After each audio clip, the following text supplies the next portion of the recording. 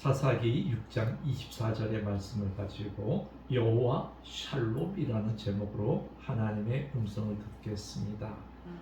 사사기 6장 24절을 공동 번역은 여호와 샬롬을 어떻게 번역했냐면 안심시켜 주시는 야훼, 여호와 샬롬을 안심시켜 주시는 야훼. 이 시대에 키워드가 많이 있겠지만은 요새 사람들의 삶의 근저는 늘 불안을 안고 삽니다. 현대인들은 늘 불안 속에 하루하루를 살아가고 있습니다. 그래서 김종삼 시인은 평화롭게라는 시에서 이렇게 말합니다. 하루를 살아도 온 세상이 평화롭게, 이틀을 살더라도 사흘을 살더라도 평화롭게, 그런 날들이 그날들이 영원토록 평화롭게. 정말 전쟁에 있는 아이들 속에는 하루가 정말 전쟁 없이 편안하게 있었으면 좋겠다. 또 늘 불안해 사는 사람도 하루만 좀 평안하게 살았으면 좋겠다. 그런 생각을 합니다. 제가 아는 분은 불면증에 오랫동안 시달렸습니다. 그분이 저에게 하는 말이, 목사님, 하루만 좀 약 안 먹고 잤으면 좋겠습니다. 하루만 약 안 먹고 그냥 생각 없이 잤으면 좋겠습니다. 여러분이 잠을 잡니까? 얼마나 행복한 잠입니까? 저희 집사람도 아프니까 자다 깨고 자다 깨고. 옛날에는 그냥 그런 걸 몰랐을 거예요. 그냥 다음은 그냥 자는구나. 그런데 아파 보니까 잠드는 것도 하나님의 축복이구나. 그걸 느끼는 거예요. 오늘 본문의 배경은 여러분과 제가 잘 알고 있습니다. 기드온은 사사기에 기록된 사람 중에 한 사람입니다. 사사기는 우리가 잘 아는 대로 약속의 땅을 향해서 가다가 약속의 땅에 들어와서 막 정착하는 소용돌이 속에 있는 이야기입니다. 낯선 곳에 가서 한 민족이 정착을 해야 되는데 하나님만 신뢰하고 정착하기에는 유혹이 너무 많은 거예요. 그런데 하나님은 그 나라의 그 족속의 문화를 본받지 말고 너는 하나님만 믿어라. 야훼만 믿어라. 하나님만 신뢰해라. 그럼에도 불구하고 이스라엘 사람들은 자꾸 우상으로 빠져들어가는 거예요. 그래서 우상으로 빠져나가니까 하나님께서 이스라엘을 적들의 손에 내쫓다가 구원하고, 적들의 손에 내쫓다가 구원하는 사람을 가리켜서 사사라 불렀습니다. 근데 왜 이들이 이렇게 우상으로 쉽게 빠지는가? 사사기 21장 25절에는 그 당시에 이스라엘이 왕이 없었고, 문제는 뭐냐면 각 사람이 제 눈에 옳은 대로, 지금 대한민국에 소용돌이 치는 거는 각 사람이 무능한 게 아닙니다. 각 사람이 옳은 사람이 너무 많아요. 그래서 이렇게 소용돌이 치고 있는 겁니다.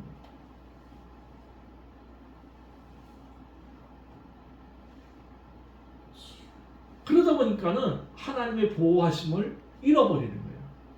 그러니까 하나님은 이스라엘 백성들을, 그래? 우상에게 갔어? 그래, 열심히 살아봐라. 그랬더니 결과가 어떻게 돼요? 불안, 고통, 문제, 심지어는 추수할 때쯤 되면은 이웃의 죽돌이 쳐들어와서 다 뺏어가고. 그러니까 이제 이스라엘 사람들은 불안해서 어디에 살고 있었냐 그러면 사사기에 보면 어디에 살고 있었어요? 미디안 사람 피하고 산속에 굴을 파야 하고, 산속에서 굴을 파는 거예요. 험준한 지형을 이용해서 살고, 농사 지으면 망치고, 양 한 마리, 소 한 마리, 나귀 한 마리도 남겨주지 않고 미디안 족속들이 다 가져가는 거예요. 그러니 힘든 삶을 이들이 살고 있겠어요? 이런 가운데 기도원도 마찬가지예요. 자기도 먹고 살아야 되니까는 밀타작해가지고 안 뺏기려고 몰래 숨어서 이게 곡식을 이렇게 타작하고 있었어요. 그때 하나님의 음성이 들린 거예요. 하나님의 음성을 들으면 좋을 것 같은데 기도는 두려웠어요. 왜? 나는 사사감이 아닌데 나가면은 분명히 뭐예요? 쉽게 말해서 총알바지 될 건데 왜 하나님이 나를 불렀을까? 그러는 거예요. 하나님, 나는 지금 숨어서 타작마다 이렇게 하고 있는데 왜 나 같은 사람 불렀지? 나는 혈통이 좋은 것도 아닌데 왜 불렀지? 그런 거예요. 그래서 여기 보면은 이제 하나님께서 이렇게 말씀하고 있어요. 야훼 천사 그에게 일렀다. 힘센 장사야, 야훼께서 너와 함께 계신다. 기드온이 반문하였다. 외람된 말씀이지만 야훼께서 우리와 함께 계시는데 왜 우리가 지금 이 모든 어려움을 겪는 것입니까? 우리를 이집트에 올라오고 계실 때 야훼께서 온갖 기적을 행하셨는데 말입니다. 우리 선조들에게 들은 바입니다. 그 기적들은 지금 다 어디로 갔습니까? 지금 야훼께서 우리를 버리셨습니까? 우리 이렇게 위대한 손에 붙이셨습니까? 반문합니다. 지금은 기적도 안 일어나. 지금은 불안 공포 속에 살고 있는. 그때 하나님께서 천사한테 말합니다. 너에게 있는 그 힘을 가지고 이스라엘 미디안의 손에서 구원하러 가라. 내가 친히 너를 보낸다. 그러면서 이제 기드온이 우리가 잘 아는 대로 제단을 쌓습니다. 그러면서 그 제단 이름을 뭐라고 하냐면 여호와 샬롬이라고 말합니다. 그런데 23절에 보면 이렇게 돼 있어요. 우리 같이 한번 볼까요? 그때의 여호와께서 그에게 이르시되 너에게 뭐가 있을지어다? 평강이 있을지어다. 두려워 말라. 내가 죽지 아니하리라. 요 음성을 듣고 제단을 쌓는 거예요. 그래서 그 제단 이름이 여호와 샬롬. 오늘 사랑하는 여러분, 불안합니다. 초조합니다. 저도 불안합니다. 그러나 저와 여러분의 삶의 불안의 요소는 없어질 수가 없어요. 그때 하나님께서 한 말씀 들려줍니다. 너에게 평강이 있을지어다. 두려워하지 말라. 이 한마디면 정말 하나님께서 승리의 역사를 안겨주실 것입니다. 여러분, 세계에서 제일 빨리 자동차 경주가 있는데 그거는 포뮬라 1이라는 그 자동차 경주가 있습니다. 이 슈퍼 레이스는 초속 270km를 절주를 합니다. 그런데 이 피스톱이라고 딱 멈춰요. 그때 멈추는 기간이 얼마냐? 3초야, 3초. 3초 동안에 이 경기에서 할 거는 타이어를 2개를 교체하고 기름을 넣어야 됩니다. 3초 동안에 가능해요? 타이어 2개를 갈고 기름을 넣어야 돼요. 이 불가능한 경기지만 그래도 이 피트 스톱을 하지 않으면 안 되는 거예요. 이 3초의 시간을 어떻게 활용하느냐에 따라서 경기가 승패가 좌우됩니다. 여러분, 우리는 인생을 계속 달리기만 하면 안 됩니다. 불안을 가지고 계속 달려도 안 되고 모든 상황이 달리지만 음악에는 음표와 심표를 이루어졌듯이 우리에는 아무리 바쁜 사람도 아무리 급한 사람도 잠시 멈춤의 시간을 갖지 않으면 인생에서 승리할 수가 없어요. 그래서 빌 게이츠나 유명한 사람들은 그 바쁜 와중에도 꼭 어디서 전화기도 안 갖고 와서 일주일이도 이렇게 명상의 시간을 갖고 이것을 하지 않으면 안 된다는 거예요.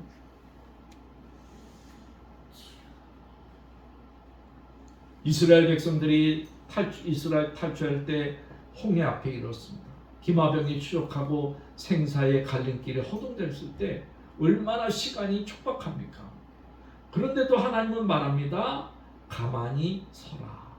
가만히 서서 여호와께서 오늘 너희를 위하여 행하는 구원을.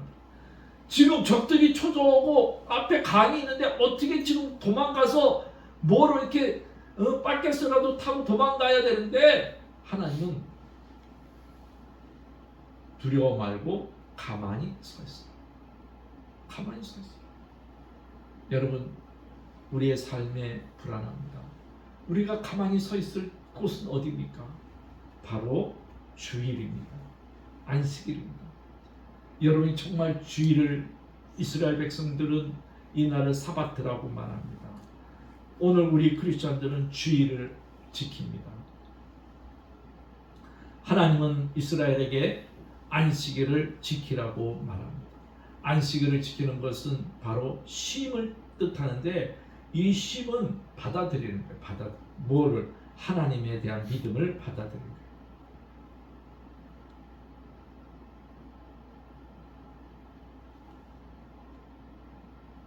그래서 이 안식일은 하나님이 축복을 베푸는 향연에 내가 동참하는 거예요. 오늘 사랑하는 여러분, 아무리 바빠도 여러분이 이 사바트, 하나님 믿습니까? 좀 쉬십시오. 주일날 좀 쉬십시오. 어떻게 쉬어야 됩니까? 이 쉼의 원리가 있습니다. 출애굽기 37장 17절에도 쉬었다는 말이 나오는데, 이 쉬었다는 히브리 말은 바이나 피시라는 말입니다. 성령을 우리가 뭐라 그러냐면 네피시라고 말합니다. 바이는 임했다. 여러분, 진정한 주일날 안식을 누리고 싶으니까 성령님의 임재를 느끼면서 주일을 보내야 됩니다. 봉사하다고 바쁜 거 좋습니다. 그러나 봉사하면서도 성령의 임재를 못 느끼고 봉사하는 것은 쉼이 아니에요. 나의 의의가 되는 거예요. 나의 노력이 되는 거예요. 그러다 보니까는 큰 교회들은 성도들이 많이 영적으로 지쳐 있는 경우를 봐요.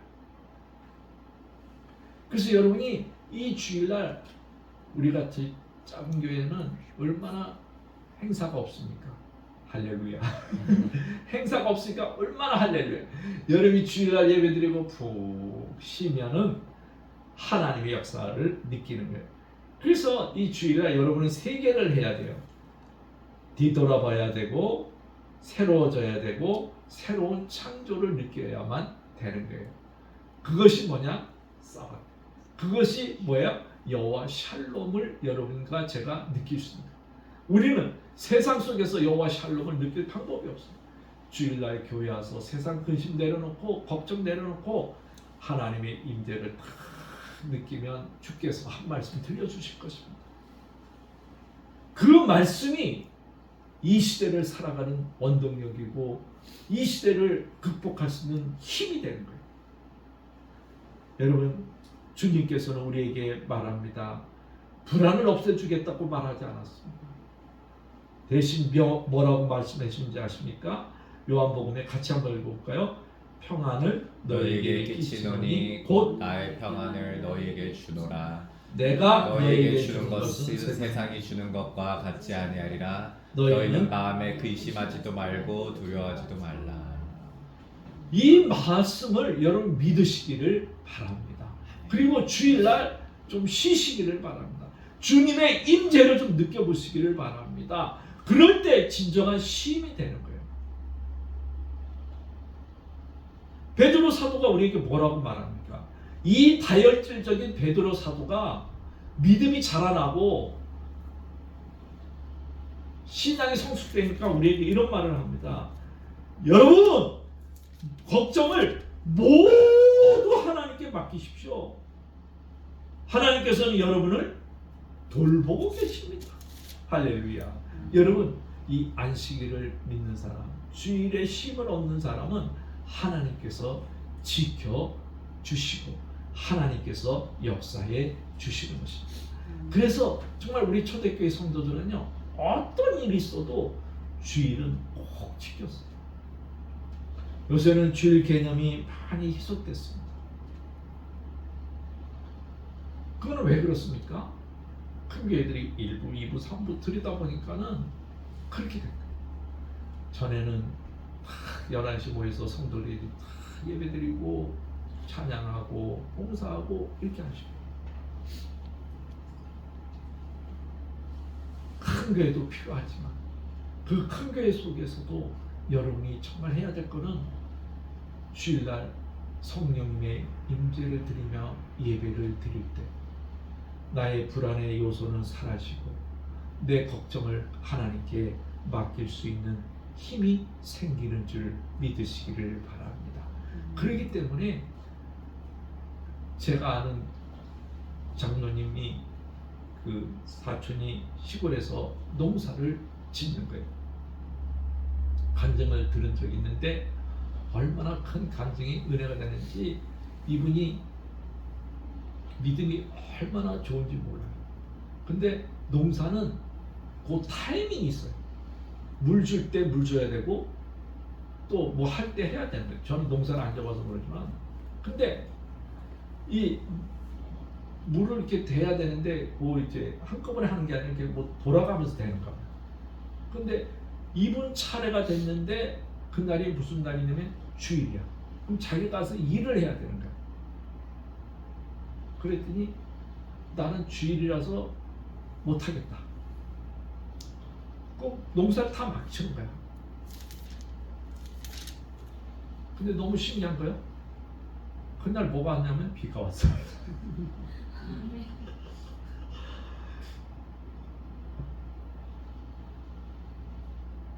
그 또 같이 이렇게 일을 하는데 또 자기네 할 때가 주일이야. 그러니까 우리는 안 하겠다. 근데 그냥 뭐냐면 농약 뿌리는 거예요. 많으니까 동네에서 같이 뿌리는데 하다 보니까 자기 주일이에요.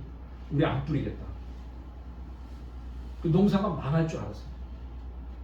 근데 가을이 됐는데 다른 데는 다 안 됐는데 자기네 사촌 돈만 아주 태글태글하게 익었대요. 여러분, 가끔 이런 기적이 나타나는 거예요. 왜?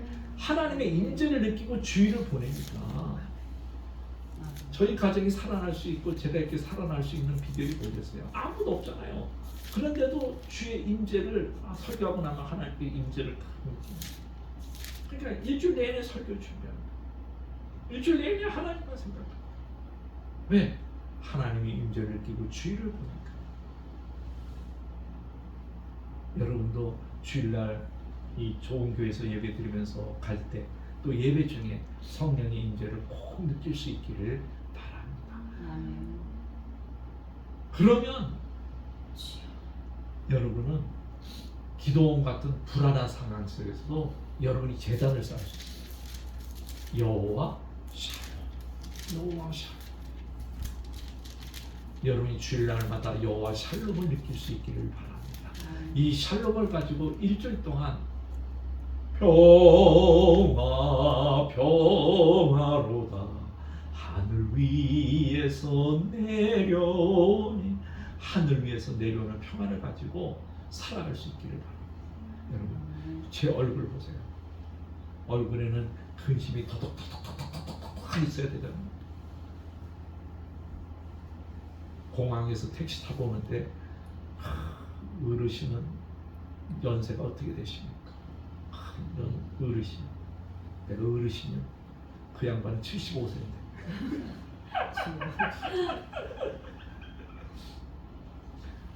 왜? 평안하니까. 물론 불안한 것도 있죠, 저도. 근데 하나님의 임재를 느끼면 또 힘을 내고 하나님 임재를 느끼면 또 역사가 일어나는 것을 보니까 그렇습니다. 여러분, 우리 기도라는 시를 같이 한번 읽어보도록 하겠습니다. 정말 믿음으로 한번 이 기도를 읽어보시기를 바랍니다. 같이 읽어볼까요? 시작. 전능하신 주님, 비오니 우리의 머리로는 감히 헤아릴 수 없는 당신의 평화를 주소서. 수많은 슬픔을 마주하는 우리가 당신 안에서 쉼을 얻게 하소서. 당신 안에 모든 것이 있고 당신께서 모든 것을 관장하시며 당신의 뜻이 모든 것을 다스리고 당신의 사랑이 모든 것을 지킵니다. 우리 주 예수 그리스도의 이름으로 우리를 덮치는 어둠과 폭풍을 담담히 바라보게 하소서. 당신에게 어둠과 빛은 다르지 않기에 이 모든 것을 기쁨으로 견디게 하소서. 은총으로 우리에게 당신의 사랑을 주소서. 그것으로 족합니다. 다른 무엇도 필요하지 않습니다. 여러분 보세요.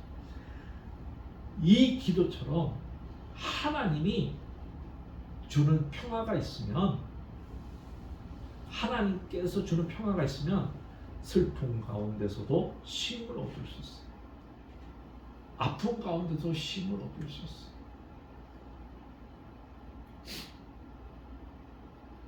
어둠과 폭풍 가운데서도 쉼을 얻을 수 있어요.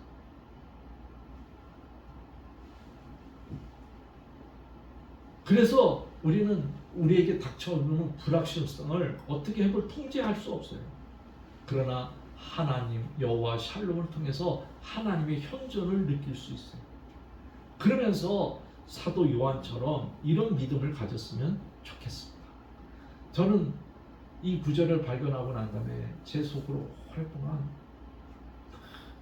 사도 요한이 그렇게 부러운 몇 년 동안 이렇게 사도 요한은 우리에게 이렇게 외쳤어요. 뭐라고? 같이 한번 읽어볼까요? 우리가 무엇이든지 구하는 바를 들으시는 주를 안즉 우리가 그에게 구한 그것을 얻은 줄을 또한 아느니라. 사도 요한은 밤모섬까지 갔던 사람. 그런데 그가 이렇게 말한 거예요. 무엇이든지 구했느냐? 그러면 구한 줄을 믿어라. 얻은 줄 알아라.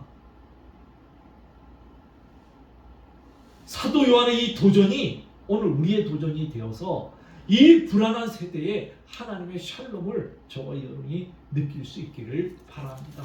불안합니까? 불안할 때마다 무엇이든지 구해봅시다. 그러면 거기에서 하나님의 샬롬이 임할 겁니다. 어떤 상황입니까? 무엇을 어떤 상황이든지 구해봅시다. 그러면 하나님께서 여호와 샬롬으로 우리의 구한 것을 응답해 주실 것입니다. 여러분, 사도 바울은 우리에게 이렇게 말합니다. 같이 한번 읽어보겠습니다. 평화의 주님께서 친히 언제나 어느 방식으로든지 여러분에게 평화를 주시기를 빕니다. 주님께서 여러분 모두와 함께 하시기를 빕니다. 여러분이 가슴에 손을 대고 한번 해보시죠. 얘야 평안해라. 자기 영혼에게 말하세요. 평화의 주님께서 친히 언제나 어느 방식으로든지 저와 여러분에게 평강을 주실 것입니다. 단 하나님의 임재를 느끼고 이 주의를 거룩하게 지키고 하나님의 음성을 들은 자에게 하나님은 언제나 어느 방식으로든지 분명히 우리의 기도를 응답할 거며 분명히 샬롬으로 할 것입니다. 그래서 여러분은 제단을 쌓게 될 것입니다. 뭐라고? 이 제단은 여호와 샬롬이다. 할렐루야. 우리 이 시간 통성으로 기도하는 시간을 갖도록 하겠습니다.